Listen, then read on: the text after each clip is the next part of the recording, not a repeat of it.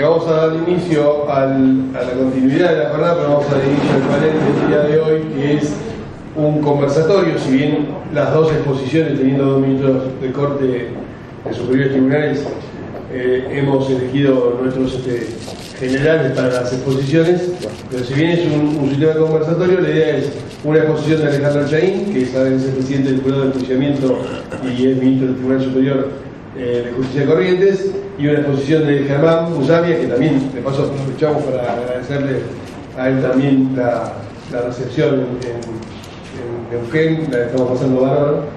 Ya enunciamos un momento a Andrea, a Gordado, a todos, a Belén, a todos los consejeros que nos recibieron, pero Germán, muchas gracias también. Germán Musamia también, entonces va a hacer luego su exposición. Primero vamos a empezar con la de Alejandro Chaín. Dije, el título es Habilitación de las vías recursivas antes de la decisión de los jurados de enjuiciamiento. Para los que estuvieron ayer y para los que no estuvieron también sirve. Es un poco seguir generando un poco de material o de materia crítica para pensar este tema del control posterior de las decisiones que tomamos y no llamarlas tan fácilmente discrecionales, que era el aviso que pasamos ayer. Bueno, le paso la palabra a Alejandro, escuchamos. Gracias. Gracias, doctor. Gracias, Neuquén, doctor Musamia, al Consejo de la Magistratura de la provincia de Neuquén, a los y las organizadores, organizadoras, muchas gracias. Hermosa provincia, hermosa ciudad, hermoso país. Vamos a Argentina. Muy bien. En efecto, nos plantearon el tema de la habilitación de las vías recursivas ante las decisiones de los jurados de enjuiciamiento.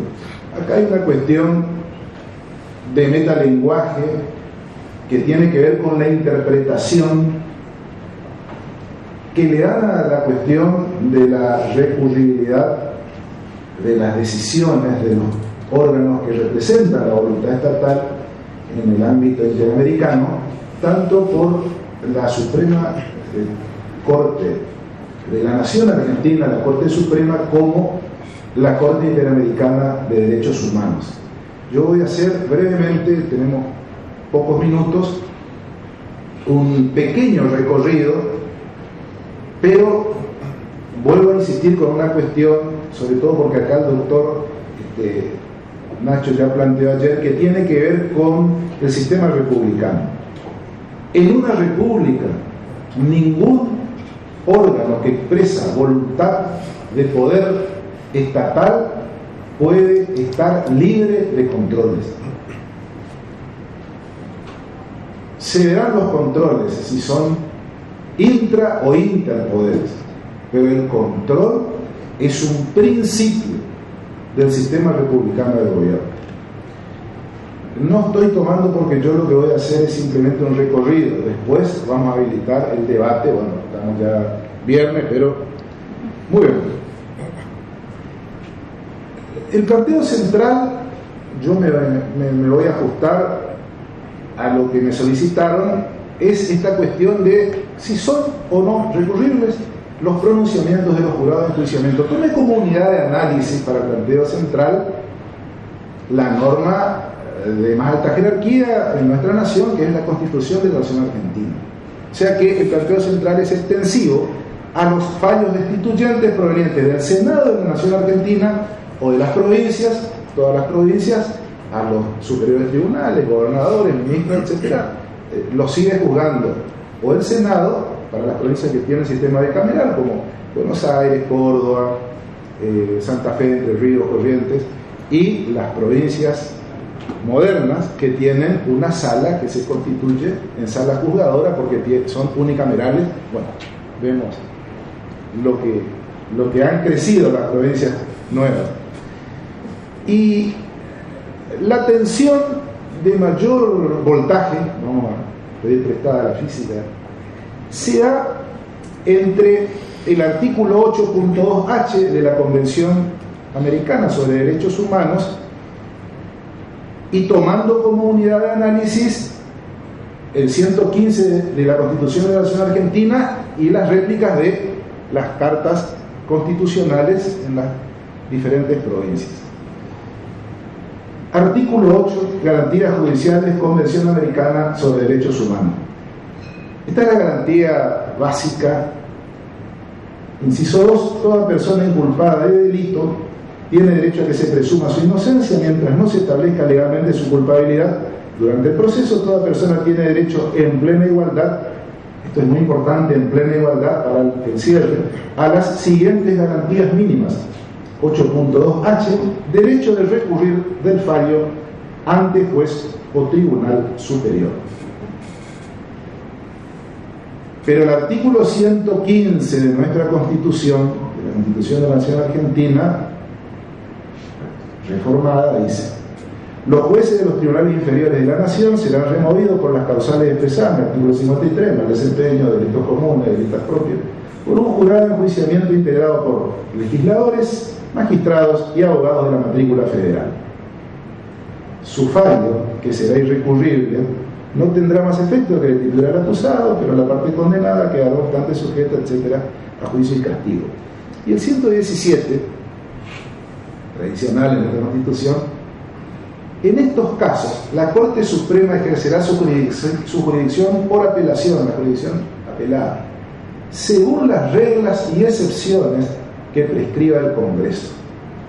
Otra cuestión variable, porque la Constitución siempre colocó a la Corte Suprema con una misión que hoy prácticamente solamente en los Estados Unidos y en la Argentina. En los 90, sabido es que prácticamente todos los estados fueron delegando el control de constitucionalidad a tribunales constitucionales, pero con integración política. La Corte Suprema, nuestro tribunal cimero, sigue teniendo la misión de resguardar la supremacía de la Constitución de la Nación Argentina. Sigue ejerciendo y teniendo la última palabra en esta cuestión del control de constitucionalidad.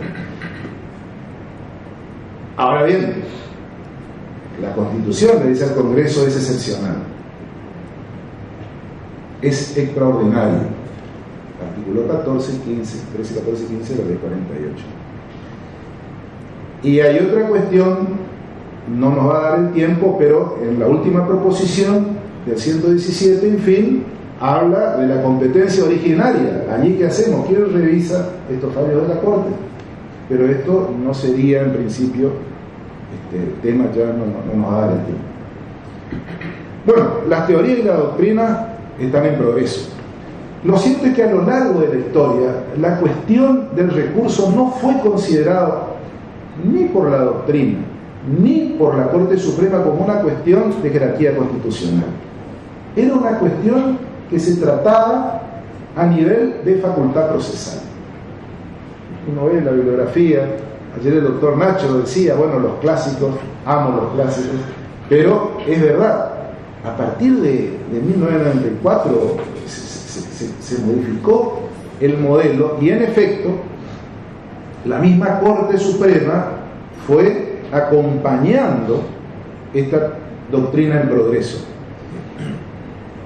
Incluso en Jáuregui, por primera vez, la Corte ya, 1987, la Corte Constitucional, tímidamente reconoció, ya estaba vigente por ley, el Pacto de San José de Costa Rica, la ley 2354, reconoce que el requisito de la revisión constitucional está dado en la República Argentina por la posibilidad de acceso al recurso extraordinario federal. Pero en realidad, la sublimación, la elevación de la cuestión del derecho al recurso como cuestión constitucional recién aparece a partir de la reforma de 1994, con la incorporación de los instrumentos internacionales sobre derechos humanos a la Constitución argentina con rango constitucional, al bloque de constitucionalidad. Y en realidad, el que primero plantea esta cuestión en la Argentina fue el ilustre doctor Germán Vidal Campos. Él decía que a partir ya de la sanción de la 2354 eran operativas las cláusulas y sobre todo los derechos y garantías del Pacto de San José de Costa Rica. De modo que la Corte Suprema, a partir de 1994, comienza a ejercer su competencia con una mirada no solamente constitucional, sino también convencional. Ayer decía el doctor Torres que somos jueces no solamente de la ley y de la Constitución, sino también somos jueces que tenemos a cargo el control de la convencionalidad en nuestras decisiones. El primer fallo, en este sentido, es el fallo Giroldi de 1995. Allí la Corte, por primera vez, se refiere a quién va a tener a su cargo el doble conforme. Es como que comienza a apartarse de su propio precedente en Jauregui. Ya dice, y se elabora por primera vez la teoría del tribunal intermedio en Giroldi. Entre el fallo de instancia y el recurso extraordinario ante la Corte Suprema, tiene que actuar para que sea operativo el derecho al recurso a la revisión amplia y ordinaria. Que el doctor Rafael, anoche hablábamos de que el doctor Julio Mayer hablaba de que había que ordinarizar la casación, probablemente más o menos en esta época. Fue la Corte la que elaboró en Giroldi quién iba a tener a su cargo la revisión. Los tribunales intermedios. Y ahí estamos los superiores de provincia, la Corte de Cava y casación en el fuero federal, la Cámara Federal de Casación Penal. En 1997, ENAR se aclara la cuestión y nuevamente nos coloca como una postura garantista en orden al 8.2H. Dice, esto solamente es un derecho del imputado, no de la acusación. En el año 2000 ocurre una cuestión que tiene que ver por la enorme trascendencia política e institucional que significó el copamiento, el alzamiento, ustedes decidirán qué título ponerle, la tablada. En 1989, después de una dura transición heroicamente sostenida por el doctor Alfonsín, se produce, vaya, se hacía calor en Corrientes, estábamos terminando, yo me recibía en 2 meses, y bueno, pensamos que realmente se venía la noche con el copamiento de la tablada. Una vez más la Argentina se repuso de eso, pero quedaron secuelas. Y una de las secuelas fue el famoso informe de la Comisión Interamericana, la 11.137. Entonces la Corte, en Abela, en Maqueda, en Felicetti, fue un caso, bueno, que había que resolverlo, y que finalmente llega a la Comisión, por suerte. La Corte en el año 2000 dice, bueno, siguiendo un poco también al convenio europeo, dice, si un tribunal superior, si un tribunal sumero, un tribunal jerárquico interviene en el juzgamiento, estaría abastecido el doble conforme, más allá de que se trate de un recurso extraordinario federal. Pero lo cierto es que se consolida el criterio de Giroldi. Es decir, ¿quién tiene que hacerse cargo de la revisión? Un tribunal intermedio, no la Corte Suprema de Justicia de la Nación. Y en los 90 se produce,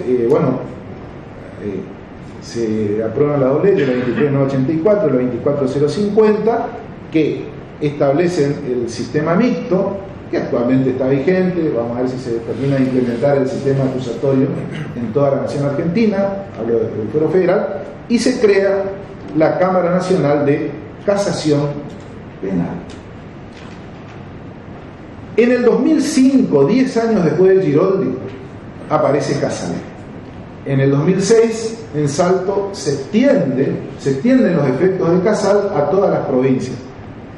En Casal, sintéticamente, se elabora la teoría del máximo esfuerzo, el limestone, y rendimiento del recurso de casación, para que se revisen las cuestiones de hecho y prueba, además de los agravios por errónea aplicación del derecho de vicio de procedimiento. De este modo, la casación habilitaría la revisión apropiada para garantizar el doble conforme. Es decir que en Casal, 10 años después de Giroldi, la Corte Suprema nos indica de qué modo se habrá de llevar a cabo, ya nos dijo quién, de qué, los tribunales intermedios de casación, el Foro Federal, de qué modo habrá de llevarse a cabo esta revisión. Ordinarizar el recurso de revisión, recurso amplio, en la que fundamentalmente se puedan discutir las cuestiones de hecho y de prueba que per se siempre no estaban habilitadas para su revisión, salvo el caso de arbitrariedad, caso excepcional, o sea, excepción dentro de la excepción, difícil de obtener la vía, y en este caso se le cerraba la vía a la pretensión de revisión, porque por un lado, si no aparecía esta revisión amplia, que incluso fue, digamos, el hierro de la Cámara de Casación, que corrigió la Corte, precisamente en algunos fallos, como el de Casal, y le dice, bueno, ustedes tienen que habilitar la revisión amplia, donde se puedan discutir fundamentalmente las cuestiones de hecho y prueba. En el medio, yo tomé el caso de Romero Cacharane, un caso que sucedió en Mendoza en el año 2003. ¿Por qué? Porque antes de Casal hay un fallo señero de la Corte Interamericana, Mauricio Herrera Ulloa contra Costa Rica, donde más o menos toma el leading case la Corte Interamericana, pero era más o menos lo que se estaba debatiendo acá también en esta doctrina en progreso en la Argentina. Romero Cacharane en el año 1997 es un convicto, un preso, recibe una sanción, 15 días de aislamiento en el buzón, dicen los muchachos. La defensa de Romero Cacharane interpone un recurso de apelación y nulidad ante el juez del TOP federal, con acento en Mendoza, que hacía de juez de ejecución penal, le deniega y la defensa interpone un recurso de casación, porque sostiene que se violaron tanto el derecho de defensa en juicio de Romero Cacharane, porque no le dieron, no se sustanció la cuestión antes de imponerse la sanción, y además el artículo 91 de la 24660, que tiene que ver un poco de la ley que está vigente, la ley de ejecución de la pena privativa de libertad, y también la violación del 8.2h, derecho a la revisión. Casación declara mal concedido incluso el recurso, dice acá nosotros no tenemos nada que revisar.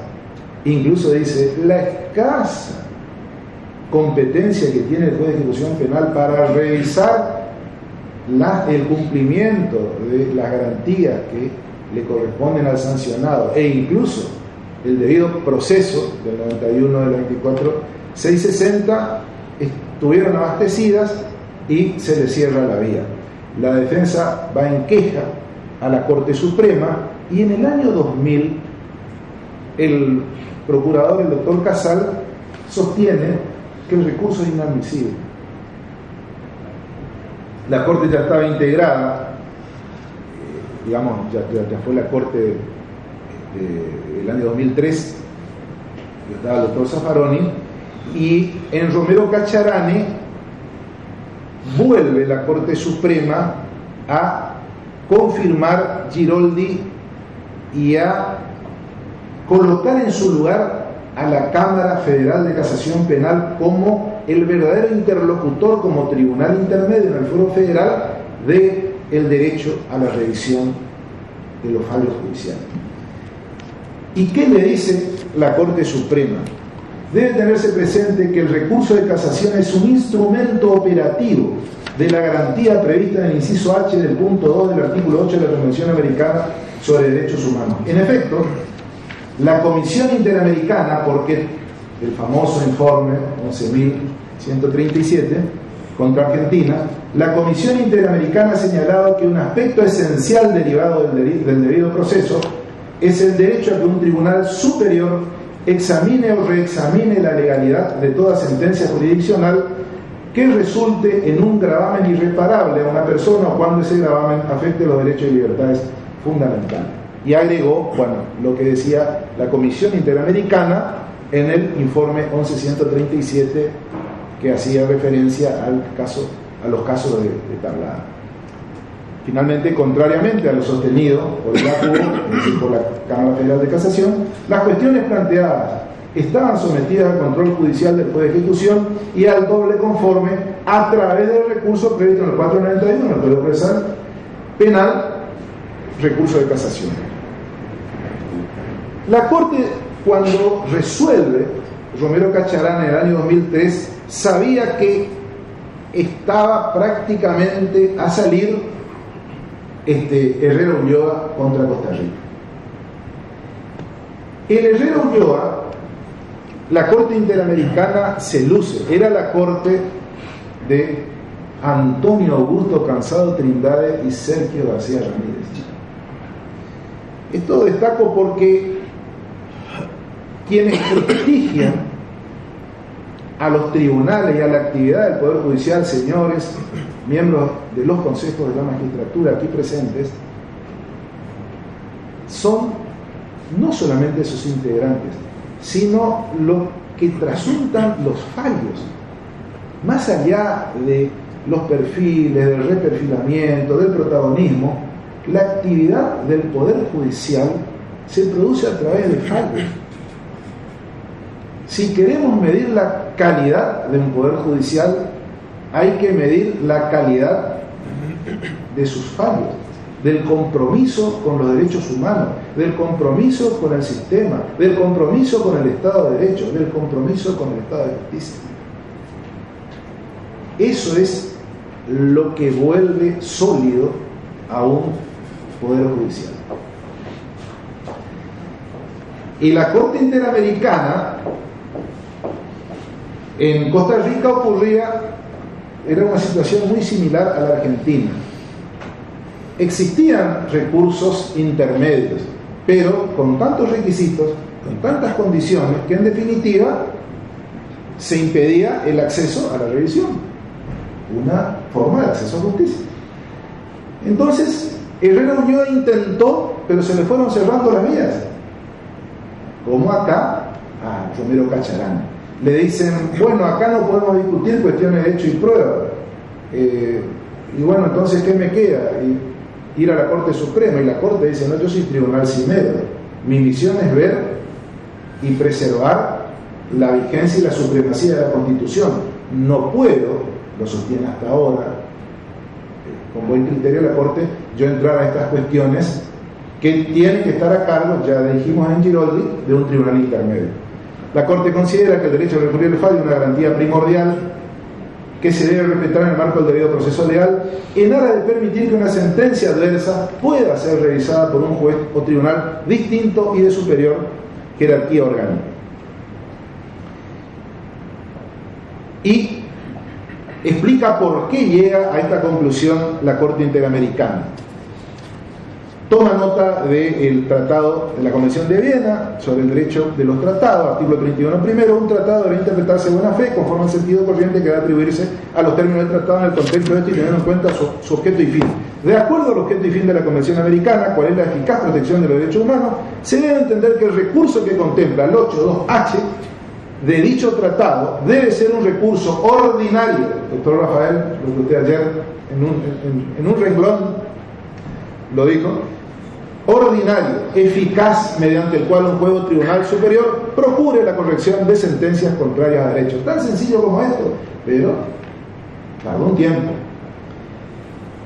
Y ahí le dice la Corte Interamericana a todos los estados del sistema, si bien los estados tienen un margen de apreciación para regular el ejercicio de ese recurso, por la buena fe, no pueden establecer restricciones o requisitos que infrinjan la esencia misma del derecho de recurrir del fallo.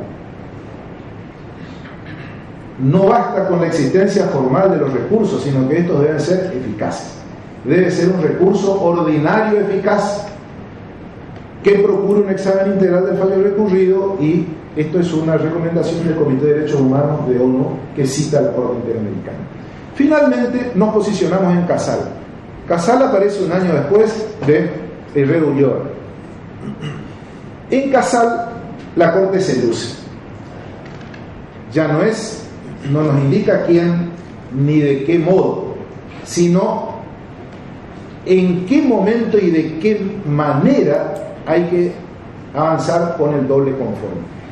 Y la Corte puntualiza varias cuestiones. Una de ellas es que tenemos que resignificar el recurso de casación. Históricamente, el recurso de casación nace en Francia, donde estaba vigente un Estado legal de derecho. En la Argentina, nosotros tenemos un imperio constitucional y es un Estado constitucional de derecho. Por lo tanto, los fines políticos, dice la Corte, 1000 veces nos explicaron en procesal y en las capacitaciones, la finalidad monofiláctica, unificar la jurisprudencia, evitar los criterios contradictorios. Entonces, la Corte Suprema nos enseña y dice hay que resignificar. El recurso de casación debe tener, además de todas estas finalidades, una finalidad jurídica, como dijo la Corte Interamericana, el objeto y fin, resguardar los derechos humanos y fundamentalmente ser respetuoso de la garantía. Una de las garantías, derecho de revisional.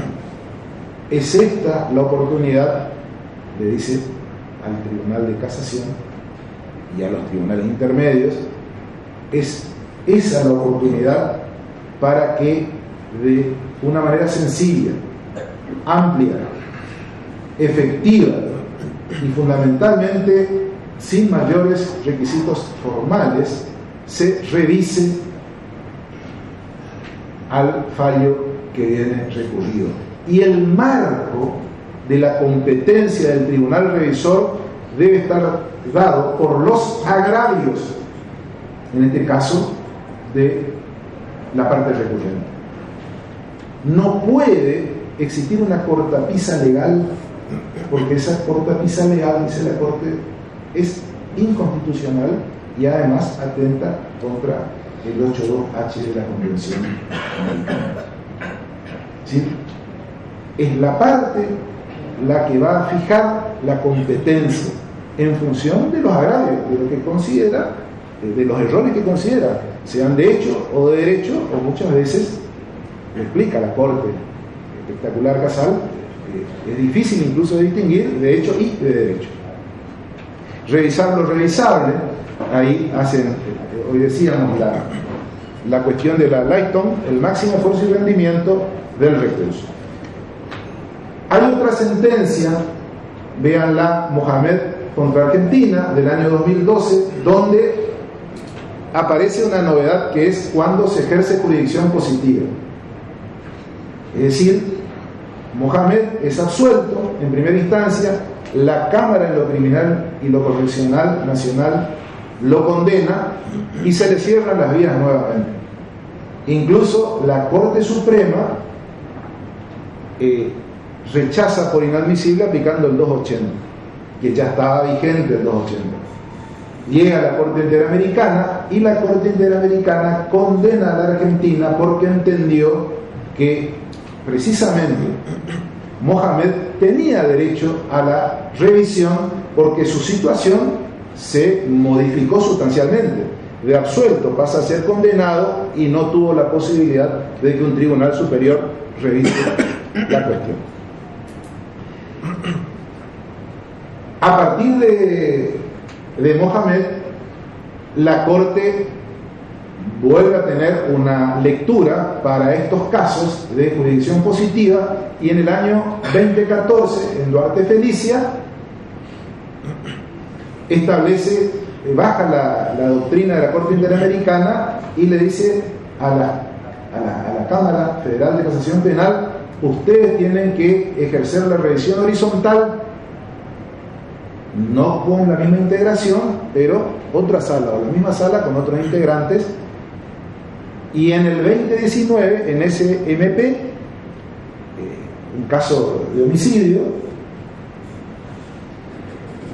también de jurisdicción positiva por parte de la Sala 4 de la Cámara Federal ejercen jurisdicción positiva. La defensa ya plantea y dice que revise otra sala sin necesidad de recurrir a la Corte. No le dan esa posibilidad. Entonces la Corte Suprema, cuando resuelve SMP en el año 2019, creo que esto es para es un fallo muy interesante. La propia Corte le dice al tribunal: bueno, ya tuvimos más del 95 a la fecha, pasaron varios años, ha madurado la doctrina, y a partir de ahora, en los casos de jurisdicción positiva, no hay necesidad de que vengan a la Corte Suprema. Directamente pasen a casación horizontal, a revisión horizontal, que es lo que hoy, por ejemplo, está vigente, hace un par de años en la provincia de Corrientes, que cuando ejercemos jurisdicción positiva en el Superior Tribunal como órgano tribunal intermedio de revisión, automáticamente se interpone la revisión antes de interponer el REF, y el Superior Tribunal se integra con miembros subrogantes.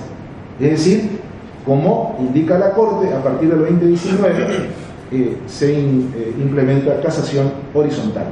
Cerrando, en el caso Molina O'Connor, vamos a la unidad de análisis de máxima tensión, año 2004, la Corte ratifica Nicosia Trovato y afirma que las resoluciones, esto es central, las resoluciones del Senado de la Nación adoptadas durante un juicio político son susceptibles de ser revisadas por los tribunales judiciales. En el caso por la Corte Suprema, si se viola el derecho de defensa del funcionario acusado o las formas esenciales del proceso. La Corte sostuvo sobre la cuestión de mérito de fondo que solo el Senado puede expresar qué es y qué no es mal desempeño, sin que el tribunal revisor pueda ingresar en este tema. En esa oportunidad la Corte se integró con jueces. Por eso, máxima atención si para los casos de juicio destituyente, donde interviene el Senado de la Nación Argentina, en este caso contra un miembro de la Suprema Corte de Justicia, la Corte mantiene el criterio de que es revisable, sobre todo los aspectos formales de debido proceso y defensa en juicio, pero también la Corte dice sobre si hubo o no mal desempeño. Yo no opino. Maravilloso, acá para... Termino. Bueno, en el caso de Ifrán, por ahí acá lo traje, es un caso de Corrientes, uno de los últimos, que confirmado por la Corte, confirma Nicosia, con la integración actual de la Corte, año 2023, el año pasado, confirma Nicosia, Trovato, Grafiña Latino. Si bien la cuestión se mantiene polémica en doctrina, la Corte Suprema sostiene la revisabilidad judicial de los casos de juicio político por violación de garantía individual relacionada al derecho de defensa, juicio y debido proceso. Cuando se sustancian en las provincias, la revisión intermedia debe adoptarse ante las Cortes Superiores Tribunales de las mismas, como paso, artículo 14 de la Ley 48, a la Corte Suprema. En los casos de jurado de enjuiciamiento de la Nación, ¿debería ser un órgano intermedio casación o Cámara de lo Contencioso Administrativo Federal? En los casos de juicio político ante el Senado de la Nación, ¿qué tribunal revisa? Y esto ya para el conversatorio o para otra oportunidad. En los casos de juicio político, ¿no sería razonable ampliar el derecho a la revisión amplia, a la revisión en favor del acusado destituido, que pueda discutirse el mérito, si hubo o no mal desempeño? La garantía del derecho al doble conforme reconoce el derecho de los destituidos a una revisión amplia ante los tribunales intermedios para habilitar la discusión de cuestiones de hecho y prueba relacionadas con el mal desempeño, además de la violación del debido proceso y defensa en juicio. Esto es un interrogante. Si habría que reconocerse el bien derecho o no. Muchas gracias.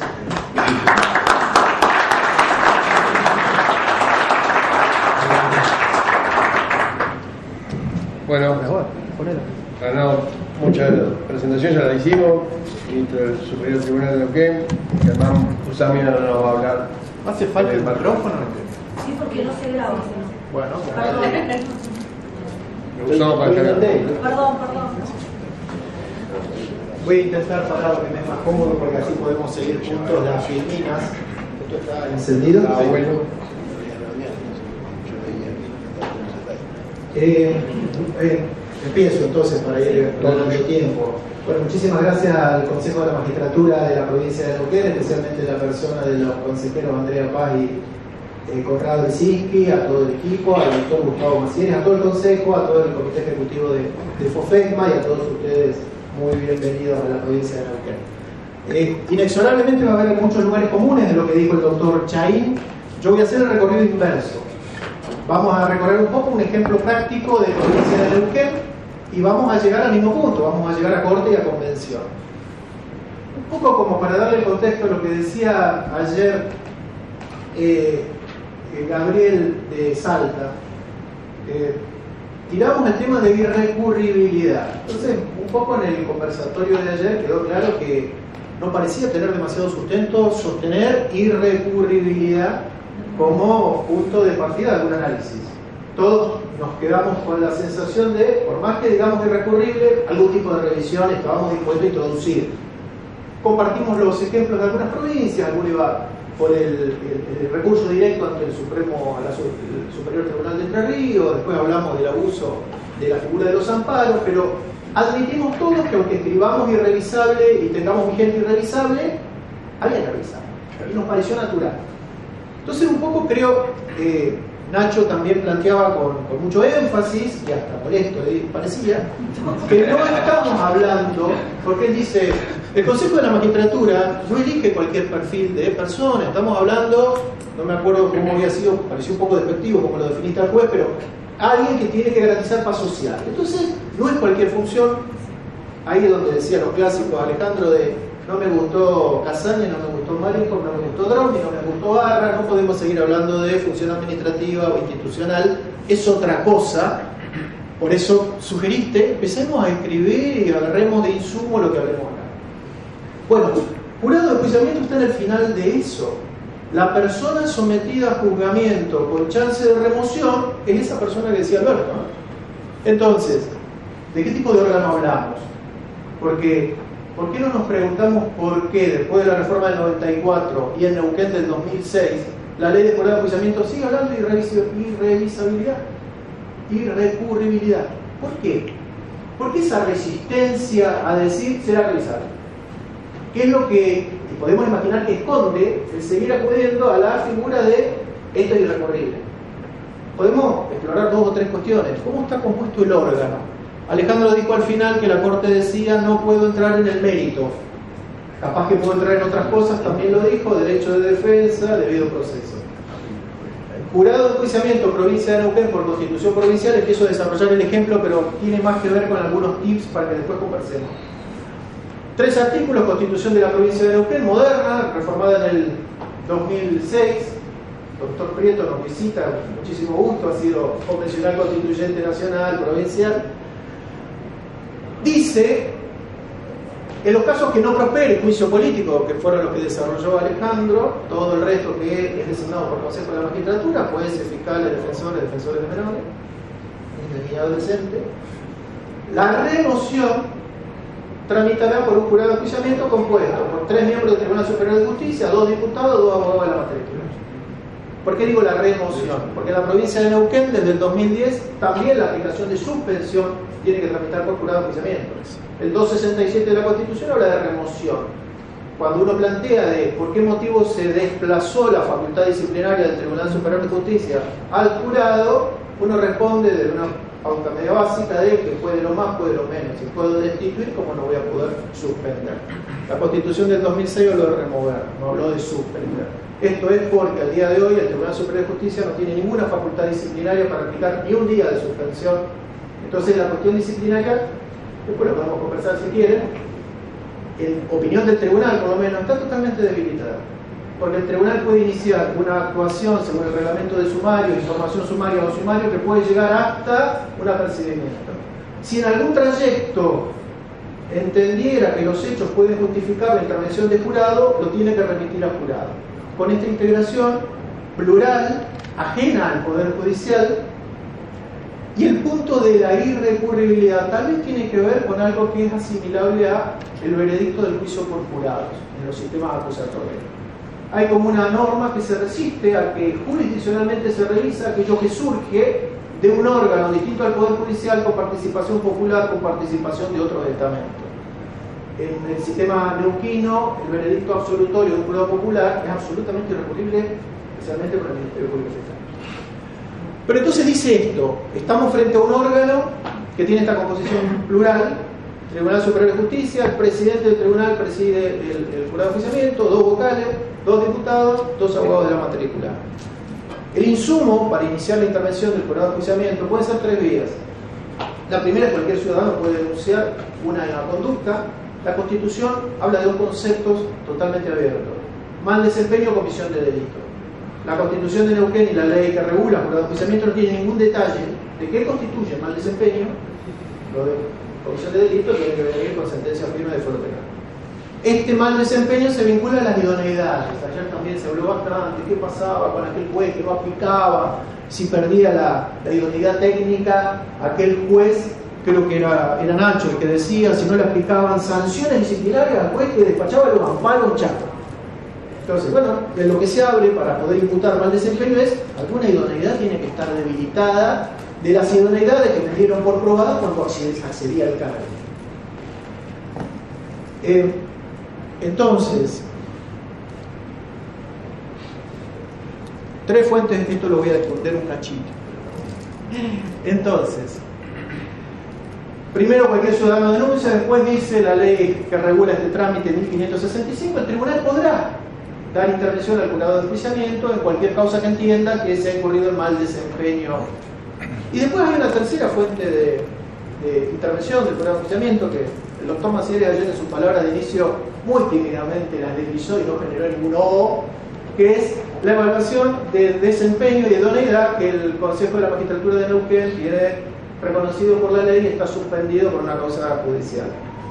Eso, a un artículo de la Constitución reformada del 2006, el 251, inciso 3, estableció que se implementaría una evaluación periódica de idoneidad y desempeño, separando idoneidad y desempeño, y la ley que regula el Consejo de la Magistratura, la 2533, artículo 28, estableció cómo se tenía que hacer, con qué frecuencia, y cuál era el efecto que provocaba que el Consejo declarara insatisfactorio el desempeño de un magistrado. Eso implicaba dar una intervención al jurado de enjuiciamiento. Así está en la ley. Entonces, en Neuquén tramitó una acción autónoma de inconstitucionalidad, donde fue acogida, se declaró la nulidad de la cláusula constitucional por no estar comprendida en la ley de convocatoria de reforma, la 2471 del 2004, y se declaró la inconstitucionalidad del artículo que lo reglamentaba, no solo por derivar de una norma declarada nula, sino porque tenían puntos de contacto con la garantía de inamovilidad de los jueces. Eso es lo que está ahí. Vamos a esto. Creo que es la clave del conversatorio que podemos desarrollar. La ley de procedimiento dice, los últimos artículos, es del 84, la ley, actualizada, reformada íntegra en 2010, no es vieja. La Constitución Provincial de Neuquén se reformó en 2006. La última modificación de la ley de jurado, bastante integral, 2698 de la ley provincial, está todo escrito ahí, fue del 2010. ¿Y qué ratificó de alguna manera? Artículo 34. Contra el fallo del jurado de enjuiciamiento, está hablando por supuesto, solo es admisible casación y solo por vicio grave de procedimiento. 2 restricciones. Solo. El principio es, mire, no me gustaría que me lo recurran. Si lo recurren, que sea por recurso de casación, y si van a ir por casación, solo por grave vicio de procedimiento. Hay 2 limitaciones. Y después dice, son irrecurribles la providencia simple y las sentencias interlocutorias. Todo lo que se dice antes del fallo, del trámite de jurado, que tiene 2 etapas, que ahora vamos a repasar un rapidito. Y el 46 cierra el tema, y dice, son aplicables supletoriamente las disposiciones del Código de Procedimiento Criminal y Correccional vigente en la provincia. Código Procesal Penal, denominado así porque era el código vigente antes de que en 2014 entrara a regir el actual Código Procesal Penal, acusatorio, adversarial de la provincia de Neuquén. Entonces, yo tengo estas definiciones. Soy el magistrado que, salvo los del Tribunal Superior, todo el resto, jurado de enjuiciamiento. Soy el juez que fue sometido a jurado de enjuiciamiento, dictaron una sentencia, declaran responsabilidad y me aplican una sanción. ¿Qué hago?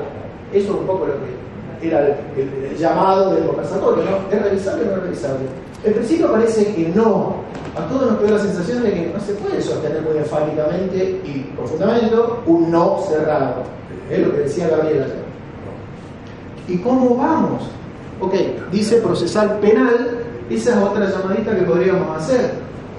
Alejandro también lo mencionó. El único objetivo de un jurado de enjuiciamiento es la destitución de un magistrado, pero se aplica supletoriamente el Código Procesal Penal, y acá hablamos de doble conforme, y hablamos de casación horizontal. Entonces, está fuera de discusión esto, que siendo una consecuencia administrativa vinculada a la relación de empleo público de un juez con el Estado provincial, cuya única finalidad es la remoción.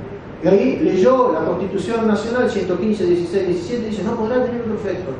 Y si el único efecto es administrativo, ¿por qué aplico supletoriamente el Código Procesal Penal?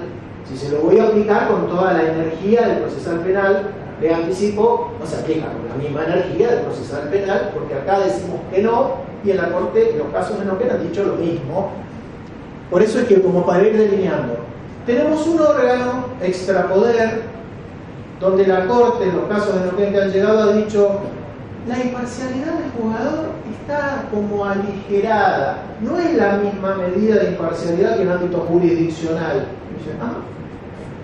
La rigidez probatoria no es la misma que los procesos penales, es más laxa. Buscaron en el diccionario laxa y floja. Entonces uno dice, ok. Y además, es absolutamente constante en los últimos 100 años de la Corte, no admite la revisión de la decisión destitutoria. Lo único que admite, lo que dijo Alejandro, debido proceso y defensa en juicio. Ajá, ¿y eso cómo se complica? ¿Qué tiene que ocurrir en el desarrollo de un jurado para quien quiera plantear una casación a sala penal del Tribunal Superior de Justicia, plantee un caso con contenido de recurso de casación y que después tenga contenido que me permita tratar de llegar a la vía federal? Eso es el caminito que vamos a intentar hacer para conversar. Código Procesal Penal, Provincia de Neuquén, impugnación extraordinaria. En el modelo acusatorio no hablamos más de casación, ahora se habla de impugnación, mismo efecto, distinto nombre. Sí. Impugnación extraordinaria de Tribunal de Impugnación Penal a Sala Penal Tribunal Superior de Justicia. 3 supuestos. Cuando se hubiera decidido a favor de una ley, decreto, reglamento, ordenanza, que está reñido con la Constitución y se haya fallado a favor de la ley, decreto, reglamento. 14 y 15, ley 48. Inciso 2. Cuando pudiera prosperar el recurso extraordinario federal. Ahí nosotros entendemos que está la arbitrariedad como segundo argumento. Primero sería que haya algún supuesto de 14 o 15 de la ley 48 para el recurso extraordinario federal. Segundo, arbitrariedad. Tercero, sentencia contradictoria. Esos son los 3 incisos que hay para impugnación extraordinaria. ¿Esto es abierto? ¿Esto es libre? ¿Esto es de derecho? ¿Prueba? No. Es una impugnación extraordinaria de derecho que lo evalúa la Sala Penal del Tribunal Superior de Justicia, proveniendo de un jurado de enjuiciamiento que tiene todas las exigencias formales aligeradas. Les dije Sala Penal. Nosotros en Neuquén somos 5 vocales, tenemos todo el trabajo repartido en salas que integramos de A2. Hay un planteo. Miro al doctor. Les dije que en el jurado de enjuiciamiento había 3 miembros del Tribunal Superior de Justicia y nosotros podemos revocar lo que hace el Tribunal Superior, lo que hace el jurado de enjuiciamiento, 2 miembros de sala. Bueno, es bastante frecuente este tipo de planteos, nos pasa en Junta Electoral, que lo revisa Sala Civil, pasa esta cuestión de cómo puede ser que haya 3 personas allá y acá 2 personas. Bueno, es una cuestión de funciones, porque lo que no les describí es, hay 3 tramos en la cuestión disciplinaria que puede entrar a jurado de enjuiciamiento. El primer tramo, Tribunal Superior de Justicia, con el traje de empleador, función administrativa. En ejercicio de esa función administrativa ejerzo facultad disciplinaria. Entiendo que hay algún motivo que califica mal desempeño y lo mando a jurado, es otro traje. Yo, juez del tribunal, me pongo miembro de jurado. No soy la función administrativa ni soy la futura posible función jurisdiccional. Es otra. ¿Sí? Ahora, termina el jurado. Yo firmé la sentencia como jurado en representación del Poder Judicial, la recurren. Se habilita una otro tramo jurisdiccional. Obviamente también creo que lo hablamos ayer acá. No deberíamos ser los mismos. Entre el segundo y tercer tramo estamos absolutamente de acuerdo. Entre el primer y segundo tramo, mi opinión es depende. Depende de lo que yo haya dicho, porque el riesgo ahí de yo el ejercicio de potestad administrativa es, ¿qué dije yo del caso que me parece que tiene que revisar jurado de enjuiciamiento? ¿Anticipé criterio? ¿Supuse que había infracción? ¿Por qué motivo yo estaría marcado para no poder que me deba excusar, o sea, el procedimiento de una recusación en ese caso? Todo para debatir, digamos. Estas son cuestiones al que tiene que participar le vienen esta idea de ¿por qué me voy a correr si yo no tomé partido? En Neuquén, en esta reforma del 2010, por más que le diga que la Constitución dice la remoción está a cargo de un jurado de enjuiciamiento, se creó una figura previa que se llama comisión especial. Esa es la comisión especial que, recibida la denuncia, puede hacer una información sumaria y producir un dictamen de admisibilidad o inadmisibilidad de la denuncia ante el jurado de enjuiciamiento. El jurado, otro tema para anotar porque no hay unidad de opiniones, puede convalidar el archivo que le recomiendan y archivar, o puede no estar de acuerdo con el archivo que le recomiendan o la apertura que le recomiendan y hacer lo que el jurado considere. En mi opinión, el rol constitucional lo tiene el jurado, no la comisión especial creada por esa ley provincial que debería reglamentar con el 269 del inicio esta cuestión. Pero entonces, el caminito. Jurado de enjuiciamiento, sentencia, todo lo previo no lo puede recurrir, llega la sentencia, puede ir por recurso de casación, es impugnación extraordinaria penal ante la sala penal, solo por alguno de los tres supuestos del 248 del Código Procesal Penal, esto que les dije. Bueno, ¿qué pasa en la provincia con esto? Esto tramita así tal cual. Termina el jurado de enjuiciamiento, se dicta la sentencia, se notifica la sentencia a la persona que estuvo sometida a ese jurado. Imaginamos que se define la responsabilidad por entender que ha incurrido en mal desempeño y se ordena la destitución inmediata de esa persona del Poder Judicial de la Unión. Eso lo hizo el jurado. ¿A quién se lo notifica? Al Poder Judicial. Le dice al Tribunal Superior de Justicia: mire, el jurado ha decidido que esta persona tiene que ser destituida, removida, expulsada del Poder Judicial. Firma Germán, presidente del jurado de enjuiciamiento, a Germán, presidente del Tribunal Superior de Justicia, que antes por ahí firmó el acuerdo administrativo que dio inicio a... No se lo digo como broma ni necesariamente está mal. Habría que ver cada situación en particular, cuáles son los puntos de... Cuando usted acá dijo que entendía que era necesario la intervención del jurado porque los hechos que vienen denunciados excederían en su sanción la potestad disciplinaria que yo tengo, que es solo apercibimiento, estoy prejuzgando, porque estoy diciendo, estos hechos son graves, tendría que ir al otro que le puede meter suspensión o destitución. Por eso es una cuestión de... Y usted me dice, ¿es más saludable correrse siempre? Posiblemente, sí, posiblemente. Somos 5 que nos tenemos que distribuir en un montón de cuestiones, y si no tenemos que estar convocando con jueces para ocupar un montón de lugares.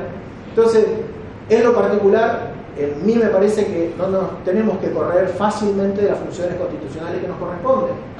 Si tenemos algún punto que puede poner en juego la validez del proceso, hay que correrse, por supuesto. Nadie quiere trabajar para la invalidez de algo. Y un poco ya lo comentó Alejandro. La Corte, cuando le llegan fallo de jurado de enjuiciamiento, impugnación extraordinaria a sala penal, resolución sala penal, rechazar la impugnación extraordinaria, confirmar lo que dijo el jurado. Ante eso, ¿qué va? Ya el camino es el normal. Recurso extraordinario federal, artículo 1415, ley 48. Recurso extraordinario federal fundado en qué y contra qué. También Nacho ayer dijo, no hablemos más de esto de lo discrecional o de la recurribilidad, digamos, ¿qué parte es recurrible? Bueno, acá viene la cuestión que la Corte ha sostenido. De lo que dicte Sala Penal del Tribunal Superior de Justicia, analizando la impugnación extraordinaria del jurado de enjuiciamiento, es procedente el recurso extraordinario federal, restringido, limitado, solo a las cuestiones formales, y la doctrina que tiene sentada se remonta a lo de Grafinia Latino que decía Alejandro, Nicosia y Brusa, después de la reforma constitucional del 94. Van a ver algunas de las filminas, acá abajo, después lo compartimos, esto es para... Y son casos de Neuquén. Es un caso del año 2018, un jurado de enjuiciamiento contra un fiscal y contra un juez de quinta circunscripción. Terminó con la destitución del fiscal, confirmada por la Corte. Vamos a ver otro caso de jueza civil y vamos a ver otro caso de, digamos, no interesa quiénes son en particular, sino que la Corte en distintos momentos, ante distintas situaciones, sostuvo los mismos criterios, que son los vigentes. Fallos del 2021 estamos hablando. Entonces, ¿qué es el jurado de enjuiciamiento? ¿Qué función cumple? Bueno, la Corte lo define claramente, es un proceso político. Siempre uno tiene miedo, dice, mi función es política, o el rol es político. Bueno, es político, como están diciendo. El objetivo del jurado no es tanto sancionar al enjuiciado, sino como evaluar si conserva las ilegalidades que tuvo que acreditar al momento de ser designado. Esa es la cuestión política, no técnico, jurídico, administrativo. Entonces, lo que les decía de lo aligerado. El juicio político no puede equipararse llanamente a una causa judicial. Los que vamos pasando de lo administrativo a jurado a jurisdiccional, nos podemos despojar y decir, acá aplico un criterio menos rígido, acá soy más rígido, allá es judicial, acá es... dice, no es equiparable judicial a político. Las exigencias formales durante su trámite revistan una mayor laxitud. Puedo tolerar algo que en otro ámbito jurisdiccional no toleraría y anularía. Y el estándar de control es francamente riguroso. Es decir, el jurado tiene mayores posibilidades de actuar no tan rígido de lo formal y no está expuesto a un control jurisdiccional tan severo como estaría en casos de otro tipo de pronunciamientos, como varios de los que describió Alejandro, que provienen del fuero penal y que tienen como consecuencia la privación de libertad de una persona. Porque muchos de los casos que hablamos, el caso P de diciembre del 2019 que hablaba Alejandro, que PSM se habla con las iniciales porque es un menor de edad, lo condenaron a 6 años en la Cámara Federal de Casación. El fiscal, el defensor lo que dijo es, le tiene que hacer la revisión horizontal para mí permitirle a la Corte. La Cámara le contestó, no tengo norma que habilite eso. Lo que la Corte le dijo es, usted no necesita una norma expresa. Con el 8, el 25 y el 2 de la Convención Americana, usted lo tiene que resolver. Por eso hace el caminito de Duarte, el enuncio y todo esto. Lo que dice, y dos antecedentes de corriente, los Escalante 1 y Escalante 2 de la Corte, nosotros nos llenamos la boca todo el tiempo hablando de Estrada y Dimacio. Son las herramientas que usamos los tribunales superiores para decir, me tengo que pronunciar porque la Corte me ha obligado a que yo me pronuncie cuando haya sustancia de tema federal. Eso es Estrada y Dimacio. Muchas veces en las resoluciones del tribunal ponemos, la verdad que yo no veo, para mí esto es derecho local, esto no tiene que revisarlo nada, pero por las garantías de Estrada y Dimacio de la Corte, lo abro para que lo vea o lo analizo, le doy una respuesta y después que vea si se va a quejar o lo que sea. Estrada o Dimacio, hoy, o al menos desde agosto del 2022, se tienen que leer desde Escalante 1 y 2 del Superior Tribunal de Corrientes, que también tiene que ver lo mismo. Al Superior Tribunal de Corrientes, también en un caso de menores, donde una condena a prisión perpetua, le habían pedido la revisión después del fallo de la Corte Interamericana en Mendoza. El argumento para plantear la revisión contra la cosa juzgada de la sentencia condenatoria era, mire, la Corte Interamericana condenó a Argentina porque condenó a prisión perpetua a menores. Y el Tribunal de Corrientes le dijo, mire, no está entre los incisos de recurso de revisión del Código Procesal Penal esto. Así que no. Y le dijo algo más. En el Escalante del 2013, creo que septiembre de 2013 la primera sentencia, agosto del 2022 la segunda, lo tiene por la Corte. En el Escalante del 2013 dijo, le aplicó 280. Entonces, lo que hizo el Superior Tribunal de Corrientes, interpretó el 280 como un respaldo. El 280 es maravilloso, no me digas que todo lo que hemos tenido en la profesión es el 280, o ahora los 280. El 280 del Código Procesal Civil de la Nación, que es el que se aplica, que hay un comentario al final, dice, la Corte Suprema de Justicia podrá, según su sana discreción, palabra que te encanta vos, según su sana discreción y con la sola invocación de esta norma, rechazar los recursos extraordinarios que se le presenten, los recursos extraordinarios federales o porque sean insubsistentes o sin fundamento. Cuando se acude siempre en queja, porque todos los casos que están en el Power que son quejas por recursos extraordinarios delegados, de la que lo dimos la vida. Esas quejas se rigen por el 285 del Código Procesal Nacional, el civil, no el penal, que en el caso de la queja dice que la Corte podrá en las quejas aplicar el 280 párrafo 2.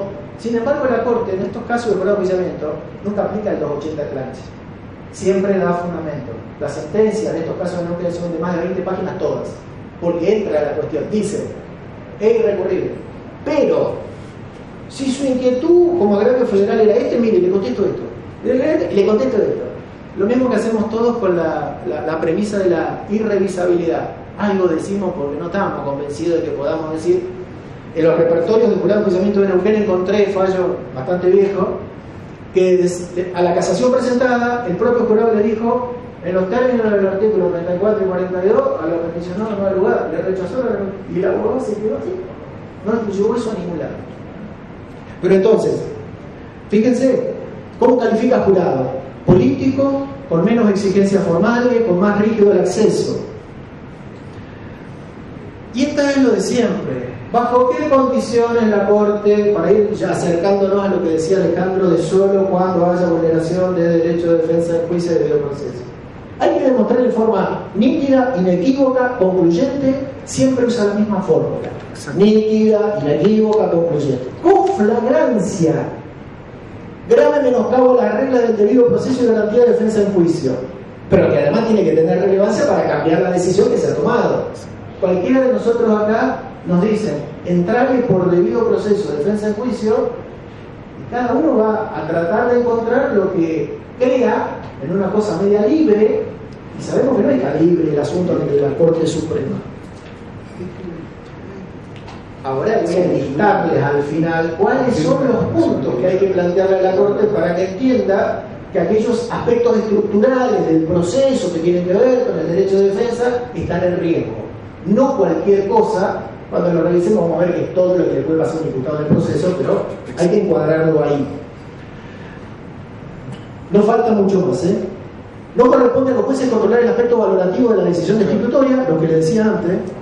La intervención de la justicia se produce dentro de un marco de revisión acotado, que tiene como única finalidad realizar que se hayan respetado los derechos del acusado y las garantías consagradas en el 18.8.25. Este es un caso concreto de incorporación de la prueba. Dice, la Corte se pronunció en la forma en que Neuquén autoriza incorporar la prueba en un jurado de enjuiciamiento. ¿Suena común eso? No suena común. ¿Qué es lo que pasó? En este jurado de enjuiciamiento de 2018 había cambiado el Código Procesal Penal, acusatorio, adversarial, por audiencia, video grabado, donde lo que hagan penal. Todo es evidencia hasta una audiencia de control de acusación, donde si la jueza de ese control admite ingresar a la etapa de juicio, esa evidencia se convierte en prueba. Entonces, en el sistema acusatorio, nada se puede incorporar por lectura. Si ustedes tienen un documento, un video, lo que sea, hay que traer a las personas para que le cuenten en la audiencia al juez técnico o al jurado qué es lo que ocurrió que terminaron escribiendo ahí.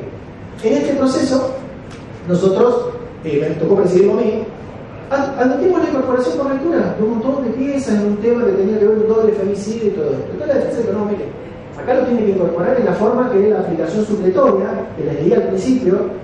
Usted tiene que cumplir con la aplicación del modo de incorporación de la prueba del Código Procesal Penal. Entonces nosotros dijimos, no, mire, cuando habla de supletorio, dice, yo tengo que acudir al Código Procesal Penal en aquello que esta ley especial no me regule. Acá me dice cómo tengo que incorporar la orden. Me dice que el presidente recibirá al testigo, le tomará sus datos y las partes lo interrogarán. Y decía, el presidente y los miembros tendrán prohibido hacerle preguntas a las partes. Después de ese jurado, se modificó la ley y se autorizó al presidente y a los integrantes a hacer preguntas. Porque estábamos muy modernos en el sistema procesal y estábamos atados de mano, los que estábamos en el jurado, presenciando un interrogatorio incorrecto donde no nos corresponde a nosotros probar la teoría de nadie, pero sí por lo menos verificar que la forma en que se pregunta al testigo para proteger al testigo sea la correcta.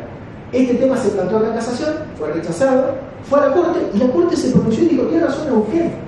Lo que es algo extraño, porque siempre dicen, es un tema de derecho local que no tiene por qué ser revisado en la Corte, pero jurado de enjuiciamiento entró. y dice, yo no veo ningún problema con que Neuquén haya aplicado la ley especial y no haya aplicado la otra, porque está bien lo que dijo Neuquén de yo voy al otro cuando no tengo regulación acá, no cuando es contradictorio.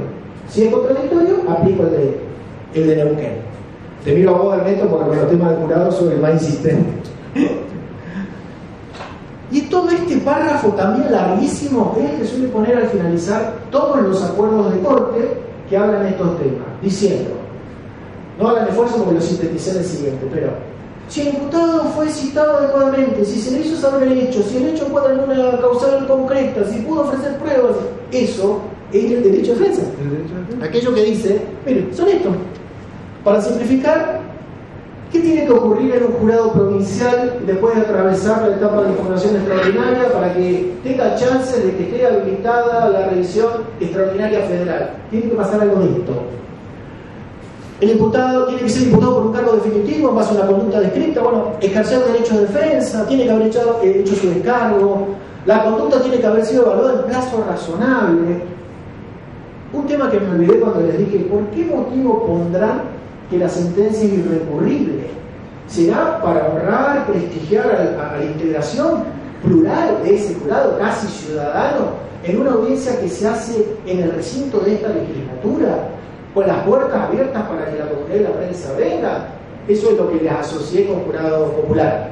Ahora, ¿será para darle cumplimiento inmediato, no diferido, a la resolución que tenga el jurado? ¿Tendrá que ver con que hay plazos fatales de 90 días prorrogables por 60 para terminar con esto? Bueno, son ideas. Puede ser que sea un tema de plazo, pretendo que sea irrecurrible para que se termine rápido, como esta exposición. Ya tengo el reloj gastado. Ya está. Pero termino acá, hay muchas más, pero se las dejo. Grave transgresión a las reglas estructurales del debido proceso. Imagínense, la Corte les dice, usted tiene que acreditar una grave transgresión a las reglas estructurales del proceso. ¿Y eso qué es? Cada uno de nosotros con una hoja de lápiz va a escribir algo distinto. Para mí, bueno, es los 8 puntos anteriores. Nada, normas de la Constitución. Acá están todos los fallos que se les ocurran en materia de jurado de enjuiciamiento en todas las integraciones de los que han existido. Nosotros hemos tenido casos, les dije, fiscales, defensores, jueces, fiscal de Estado, integrantes del Tribunal de Cuentas, hemos tenido absolutamente todos. Tenemos alrededor de 70 expedientes de jurado de enjuiciamiento procesados, de alguna manera tramitados en el Poder Judicial de Neuquén, con una planta de menos de 100 jueces trabajando. Las dos cosas finales. Acá se había cuestionado la integración del Tribunal Superior de Justicia, miren, en el anterior. Ahí está, genial. Acá se había cuestionado la participación de una persona, de uno de los integrantes de la comisión especial, porque le habían atribuido en Facebook, en redes, qué sé yo, algunos comentarios. Entonces lo recusaron cuando digo, yo no dije nada. Entonces acá dicen, las reglas para evaluar las recusaciones y acusaciones no son tan rígidas como las jurisdiccionales. Pudo haber hecho un comentario también. Y lo mismo dijo con el Tribunal Superior de Justicia.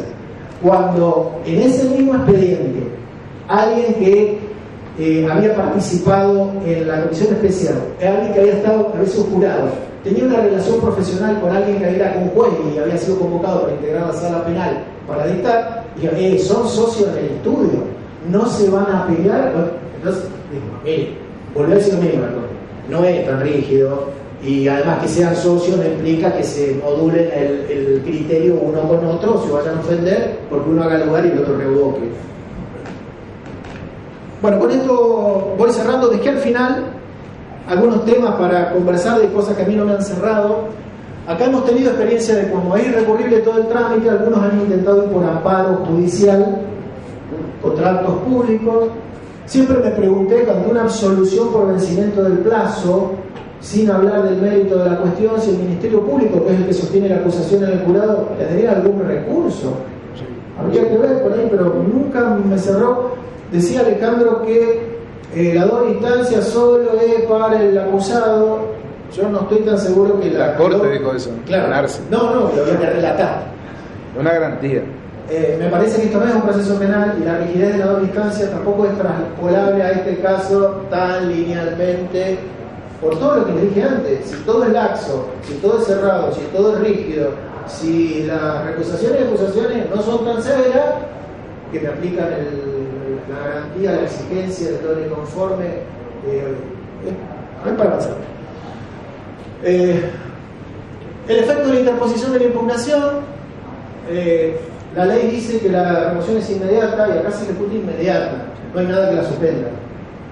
Lo que hace eso que les decía, jurado de enjuiciamiento, informa al Tribunal Superior emite un acuerdo ordinario, administrativo, remoción, baja del Poder Judicial.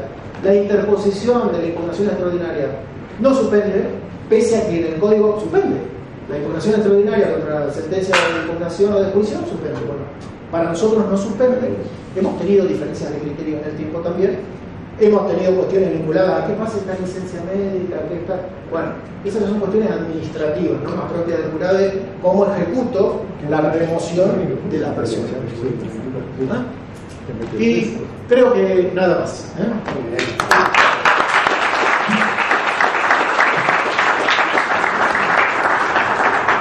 Vicky me hace señales desesperadas, pero vamos a hacer. No, yo las veía. No, estoy corriendo como un poco en la línea de ayer. Un poco en la línea de ayer y en la riqueza del sistema federal. Tomar unos apuntes solo para un mini comentario y disparar, ¿no? Que es, qué complejo es si no tendríamos que hacer construir un glosario previo. Porque hasta, no voy a prestar atención que viene en el decano que le pedí la filmina para mirarla, cómo la Corte utiliza la idea de que es proceso, que es un debate que tenemos cuando empezamos en la facultad, ¿no? La competencia que es juicio político, no es un juicio, me acuerdo que era una de las primeras clases, ¿no? O sea, y la confusión de la utilización de la palabra proceso con procedimiento, porque eso agotaría prácticamente el problema de la irrecurribilidad. Otra palabra confusa, todos los que trabajamos de abogados en el tema administrativo lo sufrimos, o a veces lo utilizamos, que es ¿por qué hablamos de recursos directos? En definitiva es un nombre que le ponemos a algo que es una acción. Porque quizás ahí todo el sistema cerraría, no sé si está bien ordenado, pero digamos, pensando, es irrecurrible en el procedimiento, algo dispara la acción. Si ya dispara la acción, yo tengo una instancia, ya cumplí todo. Esto que dijiste al final, que dijo al final en el tema de Neuquén Germán, está bueno. Lo que no le debe caber es una medida cautelar contra eso. No se puede garantizar todo, ¿no? Pero me puse eso pero fíjate, lo del glosario. Cautelar en impugnación penal. Claro. Es totalmente viable. Y esa, que me parece casi la peor, que es que tenemos esa manía en muchos lados, salvo la Patricia, provincia de Corrientes, por el Código de Revidat y Contencioso Administrativo, de utilizar supletoriamente el Código Penal. Ese te condena a una cantidad de confusiones que no rigen en el sistema especial de control del ejercicio de la judicatura, ¿no? El de Corrientes, la ley de procedimiento, tiene expreso orden de buscar en otras fuentes de derecho público similares. Es maravilloso ese artículo, que no lo hacen los demás. Y cuando caemos con esto es donde empezamos a confundirnos, porque entonces después discutimos si solamente son las garantías o son los principios. Esto lo hablábamos ayer en el libro de Casañi, de principios generales, ¿no? ¿Cuáles principios generales? Bueno, yo sostengo en muero y me pueden cortar los brazos que bis in idem no es un principio general que acá pueda aplicarse. El tema de residencia es diferente, o sea, hay un montón de cosas que no me las trasladen, porque si no puedo tomar las decisiones del poder, que significa controlar o poner en función a un juez probo, porque no es solamente sacar. Hoy lo escuchaban los dos, ¿no? Bueno, estas disparadores para que hablen los demás. Yo me anoté y, como dije, voy a impulsar que escribamos algo, porque me parece que está buenísimo. Está buenísimo a partir de las confusiones. Yo digo, hay palabras que te desorientan. O sea, inexistente la irrecurribilidad, inexistente. Ahora, ¿qué quiere decir irrecurribilidad? No recurso, porque todavía es procedimiento, pero si es proceso ya es recurso, entonces no es acción. Bueno, esto. No hablo más. Todo tuyo, Alejandro. Bueno, yo quería simplemente hacer una aclaración hablando de términos. No me preguntas, acá está. Había preguntas. Simplemente para felicitar al panel, la verdad que ha sido magnífico. Solamente quería dar una opinión, me parece que Brusa cierra con mucha contundencia, la Corte ha sido contundente en que cuál es el sentido que debe darse a la post-irrecorribilidad que incorpora el artículo 115 de la Constitución, ¿no? Después de la reforma del 94.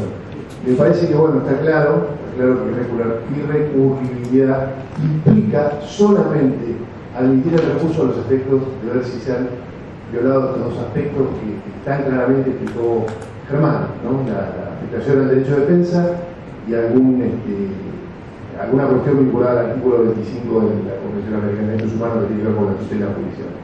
Me parece que es clarísimo, o sea, la irregularidad limita solo eso.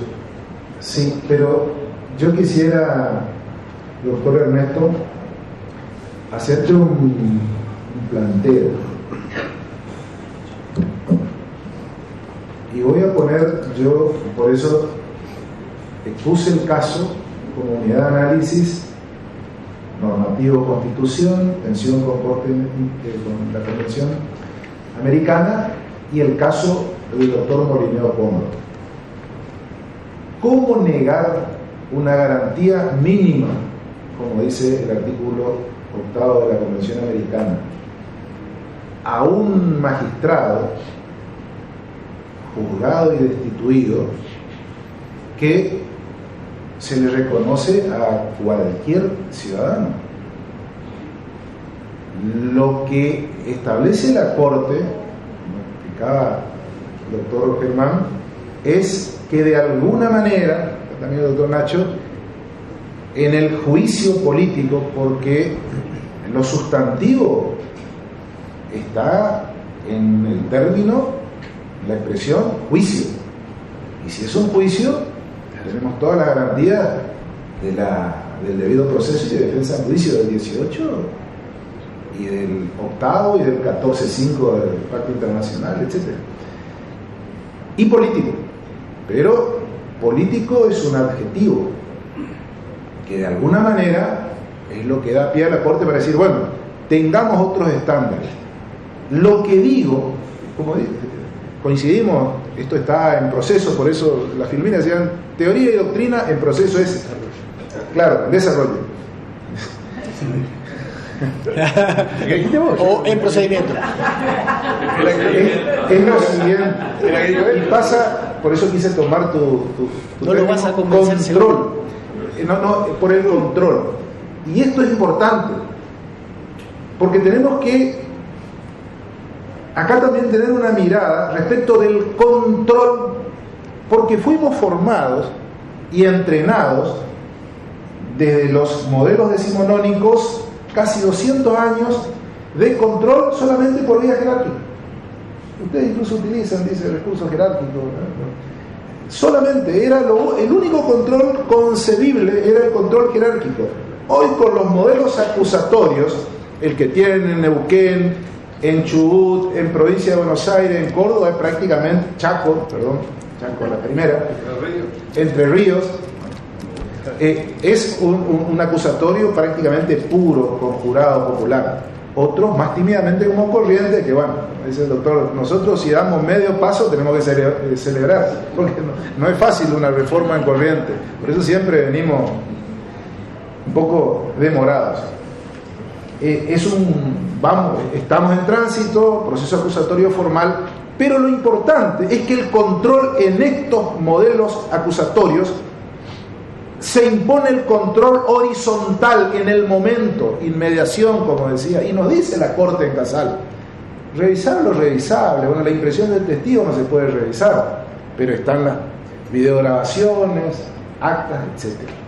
Entonces, esto es lo importante. Controlemos en el momento, para los abogados, control horizontal, allí quejarse. Y allí, si yo tengo una transgresión grosera, como dice la Corte, flagrante, no me pueden negar una vía de revisión jerárquica, porque yo insisto ante el órgano. Entonces, no es una cuestión que tiene que sorprendernos si la Corte Suprema dice sí. Acá en la cuestión de esta incorporación de prueba fue arbitraria, fue sorpresiva. Sorprendió no solamente al acusado por juicio político, por mal desempeño, hasta el propio abogado. Entonces, lógicamente, que esa es una cuestión que no tiene que ver solamente con la producción o la realización o la obtención de una prueba, sino tiene que ver con la violación del debido proceso.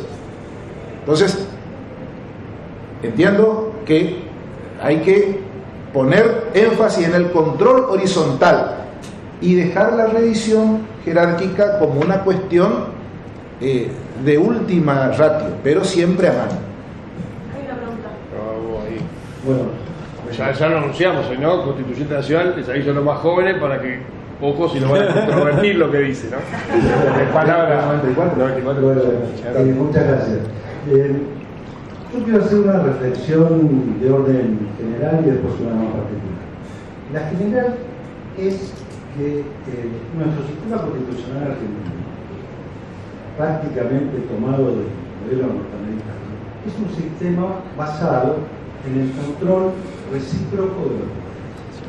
Recíproco, palabra que no escuché en esto aquí, es que cada poder Disculpe, doctor, yo hablé de lo primero como una cuestión de meta, de control intra e inter. Disculpe, pero así comencé la exposición. Como una cuestión de meta que está supuesta. Disculpa, entonces. No, me defiendo, me defendí. Comencé y le puse allá arriba, como una cuestión de meta, no estaba en la filmina. Intra, hacia adentro, y es nuestra responsabilidad, e inter. Le pido disculpas por la No, está bien. No, por eso me defendí, queda claro. Está bueno. Queda aceptado. De modo tal que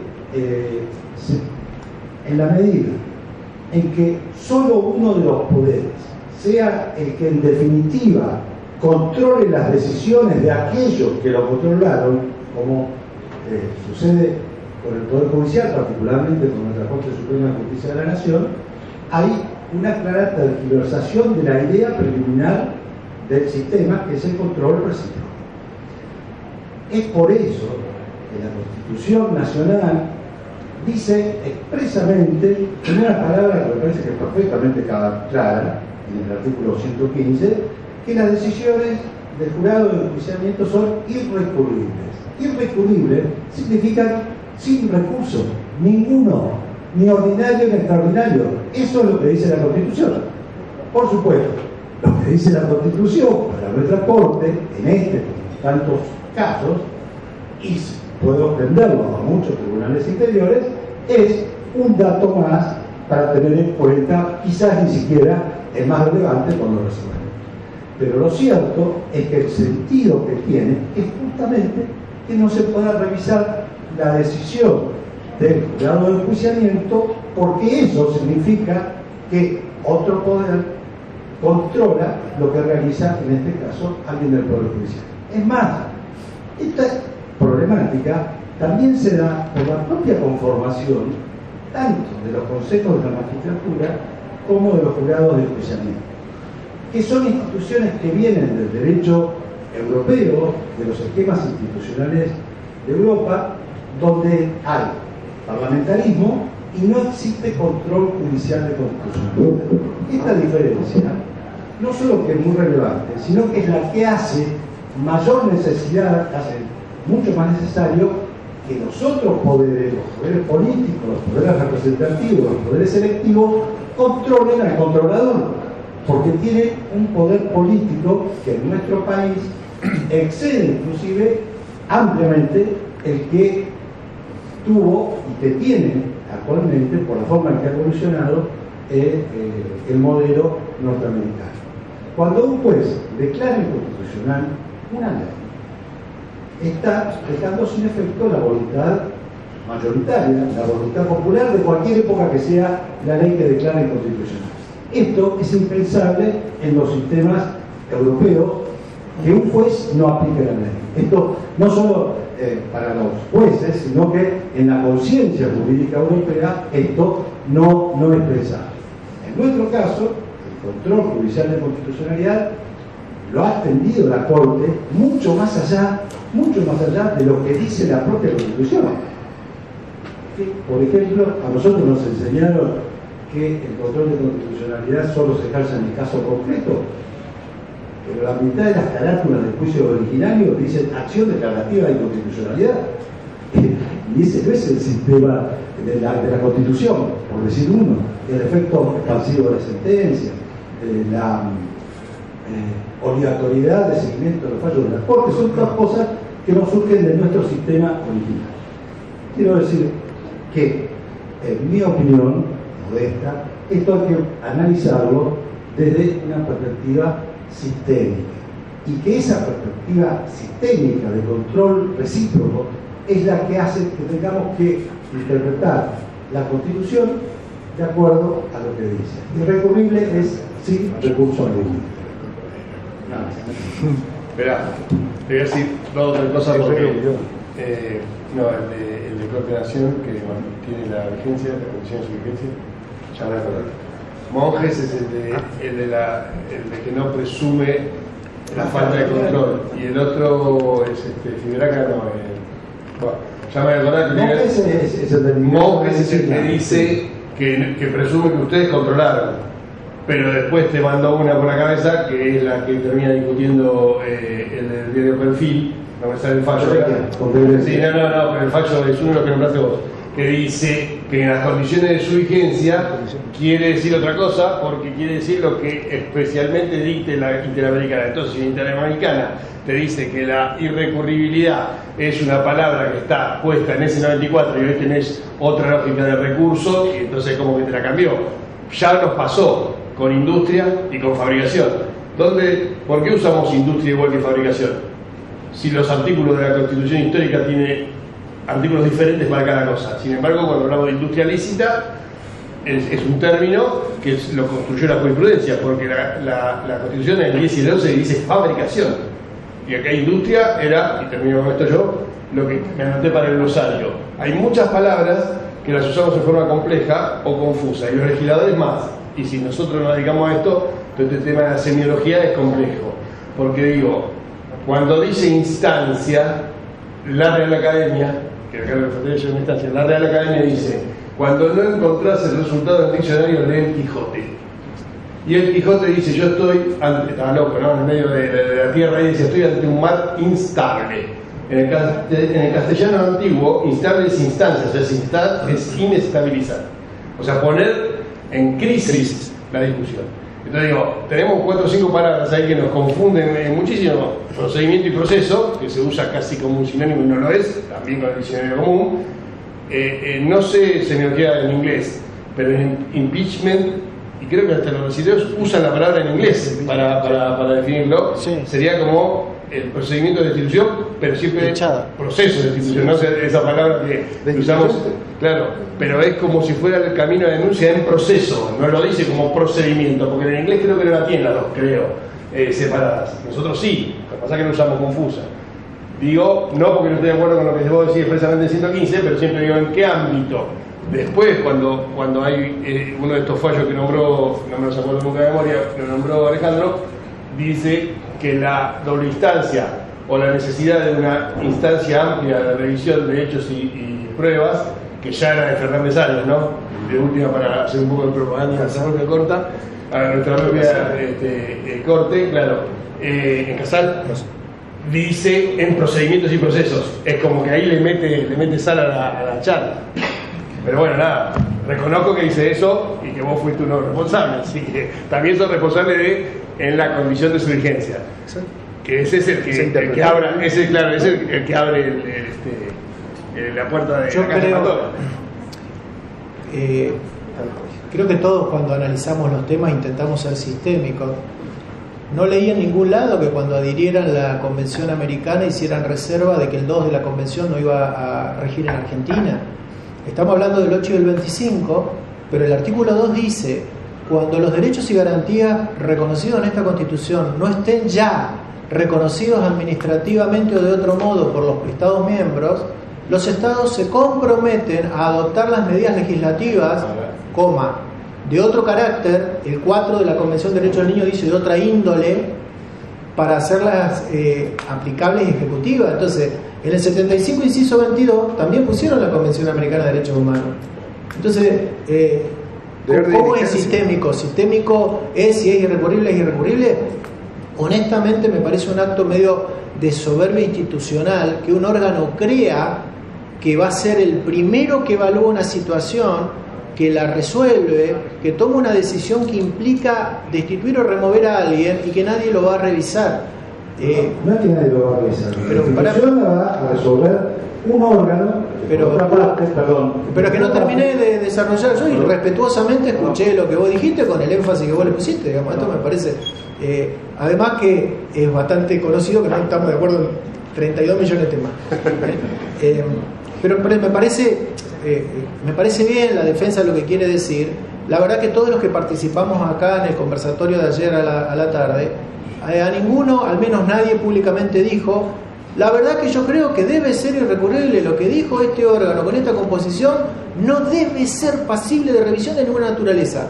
Estoy de acuerdo con vos, es que tampoco el avasallamiento de controlo lo que quiero, del molde que quiero, las oportunidades que quiero. A veces nosotros no nos sentimos cómodos cuando la Corte controla cosas del Tribunal de Neuquén en las que estamos convencidos que las hicimos adecuadamente. Son las reglas del sistema de convivencia democrática también. Pues si la Corte avasalla, tal vez que si la redacción de la Constitución hubiera sido distinta, o si hubiera más voces que se levanten en contra de el desvío de esa interpretación del 115, 116, 117.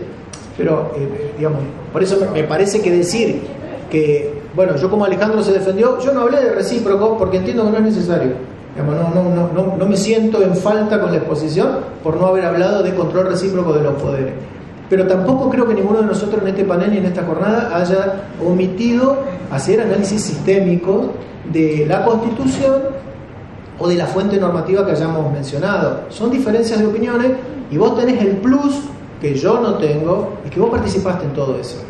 Tampoco serías el espíritu del legislador, como nosotros hemos dicho acá, y nos ha gustado, pero el espíritu del legislador no es lo que el legislador o convencional cree que corresponde, es lo que la justicia entienda que debe ser el valor en ese momento, que creo que también lo llevaste vos a la Corte, así que por eso te digo, está buenísimo este intercambio, pero que el auditorio también sepa la posición de cada uno de nosotros. Vamos a invitar a todos a escribir. Lamentablemente estamos ya out de tiempo, nos están esperando tanto para el cierre como para luego trasladarnos para el almuerzo, así que no sé quién sigue, Andrea, ahí está el presidente, todo suyo el cierre.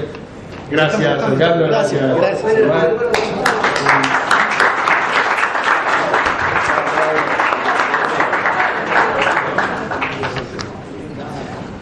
Bueno, muy rápido. Estamos llegando al fin de las 25 jornadas nacionales del FAFECMA, las 35. 2 minutitos, ya terminamos. Han sido 2 días de intensos debates. Hemos analizado el impacto de la inteligencia artificial, tanto en el perfil de los jueces como en el proceso de selección. Parece que ha gustado mucho de ese tema, es lo que viene y hacia dónde vamos, de modo tal que me parece que tenemos que seguir profundizando el tema de la inteligencia artificial. Y luego, bueno, hemos visto las vías recursivas ante las decisiones del Consejo de la Magistratura y de los jurados de enjuiciamiento. La verdad que la calidad del debate, de los expositores ha sido muy buena, así que bueno, nos llevamos mucho trabajo para hacer en casa. Agradecimientos, en primer lugar, a las autoridades de la provincia de Neuquén, a las autoridades del Consejo de la Magistratura. Nos han recibido con los brazos abiertos y gracias a ustedes estas jornadas han sido un éxito. Nuevamente, nos llevamos mucho trabajo y bueno, y creo que esto ha sido un paso adelante respecto de la mejora del sistema de justicia, que es lo que todos queremos, con una justicia más transparente, eficaz y que sea pensando siempre en el ciudadano. Así que buen regreso a casa a todos y nos vemos en las próximas jornadas, que son el 27 y 28 de junio en Jujuy, así que vayan reservando pasajes, vayan reservando hoteles y nos vemos allí y los esperamos a todos. Muchísimas gracias.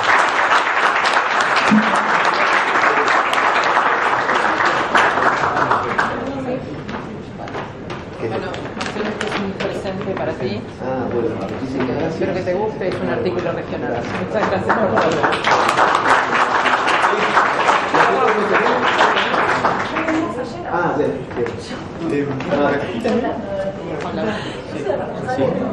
Sí. ¿Y esto? Ya. jornada. Bueno, perfecto, venga. Sí, venga, cuidado.